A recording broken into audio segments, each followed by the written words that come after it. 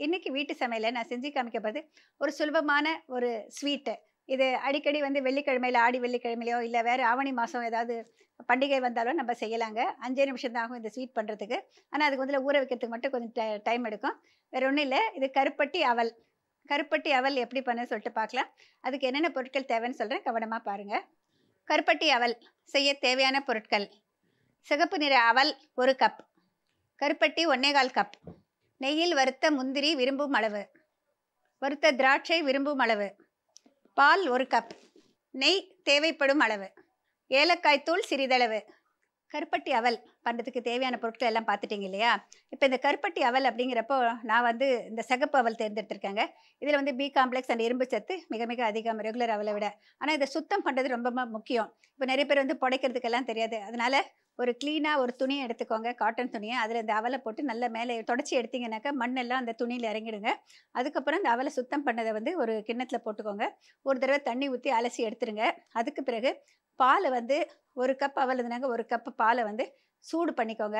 ரொம்ப கொதிக்கிற சூடு வேண்டாம். ஓரளவுக்கு பாயிலிங் பாயிண்ட்டை விட கொஞ்சம் குறைவு. காய்ச்சின பால் இருந்தால் கொஞ்சம் மீடியம் சூடில் அதில் போட்டு ஊற வச்சுருங்க. இது திக்கான அவல் இருக்கிறதுனால கிட்டத்தட்ட ஒரு 2 மணி நேரம் ஊறினா தான் கொஞ்சம் நல்லா அவல் ஊறுது. நான் இப்போ ஊற வச்சு கொண்டாந்துருக்கேன், காமிக்கிறேன். இப்போ இது பாருங்கள், நல்லா ஊறி இருக்குது, நல்லா சாஃப்டாக ஆயிடுச்சு அவல். பாலில் போட்டு ஊற வச்சுருக்கேன். இப்போ இங்கே பக்கம் கொஞ்சமாக தண்ணி ஊற்றிருக்கேங்க. நீங்கள் வெல்லம் துருவல் வேணாலும் போடலாம், இல்லை கருப்பட்டி வேணாலும் போடலாம். சம அளவு எடுத்துக்கோங்க.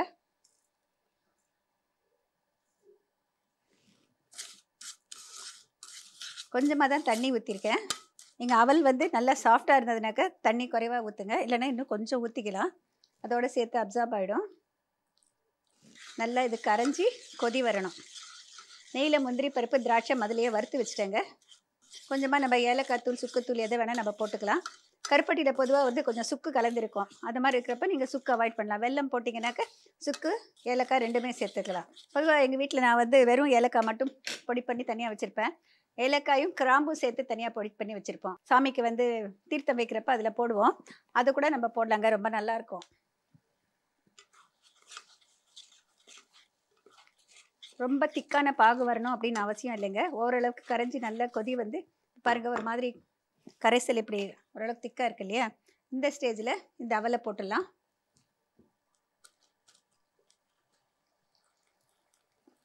இதோட தேங்காய் துருவல் போட்டுக்கலாம்.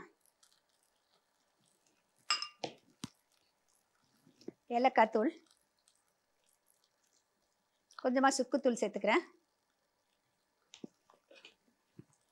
இது எல்லாத்தையும் சேர்த்து நல்லா கலந்து விடலாம்.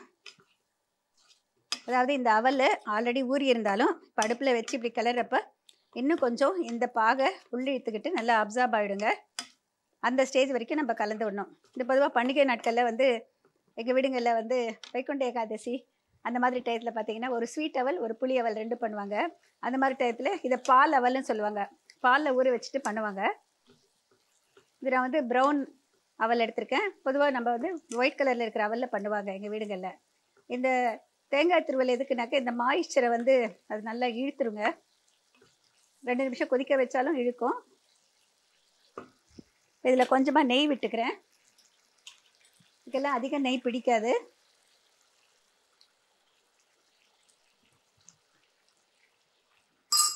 பொதுவாக ஸ்வீட்டுனாலே நிறைய நெய் போட்டு தகட்டு தான் எல்லோரும் செய்வாங்க. ஆனால் இதெல்லாம் வந்து ரொம்ப மைல்டு ஸ்வீட்டு. அந்த காலத்துலேருந்து பாரம்பரியமாக செஞ்சிட்ருக்கிற ஒரு ஸ்வீட்டு தான். இப்போ இது பாருங்கள், மாய்ஸ்சர் பூரா அப்சார்ப் ஆகிடுச்சு. ஓரளவுக்கு பளபளப்பு வந்துருச்சு. நான் அதிகம் நெய் போடவே இல்லை, 1 டீஸ்பூனுக்கு குறைவாக தான் போட்டேன். நீங்கள் விருப்பப்பட்டால் கொஞ்சம் போட்டுக்கலாங்க. இப்போ இதில் கொஞ்சம் பாதி திராட்சை பாதி முந்திரி இதில் போட்டுறேன். இப்போ அடுப்பை அணைச்சிடுறேன்.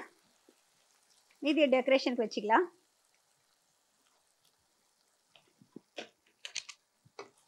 மிக சுவையான கருப்பட்டி அவல் ரெடி ஆயிடுச்சு. எங்கள் வீட்டில் பால் அவல்னு சொல்லுவோம் இதுக்கு. மிக சுவையான கருப்பட்டி அவல் தயாராகிடுச்சுங்க. கருப்பட்டிக்கு பதிலாக நீங்கள் வெல்லம் சேர்த்து கூட பண்ணலாங்க. இது பாலில் ஊற வச்சிங்கன்னா தான் டேஸ்டியாக இருக்கும். நீங்கள் விருப்பப்பட்டால் தேங்காய் பாலில் கூட ஊற வைக்கலாம். ஆனால் கொஞ்சம் இளம் சூடு இருக்கணும். இப்போ இதை சர்வ் பண்ணிடலாம்.